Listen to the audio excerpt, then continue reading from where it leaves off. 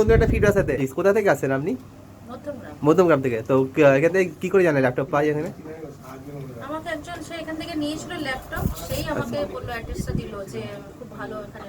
মানে আপনাকে সাজেস্ট করেছিল কেউ আসে? হ্যাঁ, আচ্ছা আচ্ছা। তো কেমন দেখেছিলেন এখানে ল্যাপটপ? ভালো দেখেছিলাম। পেয়েছিলেন না? তো ল্যাপটপ চলছে হ্যাঁ, ঠিকঠাক? চলছে তো। আচ্ছা আচ্ছা। আর বলছি জব চেক করে দেওয়া ছিল এখান থেকে যখন নিয়েছিলেন? হ্যাঁ, চেক করে দিয়েছি। চেক করে দিয়েছিল না? আর কোনো ওয়ারেন্টি দেওয়া ছিল আপনাকে?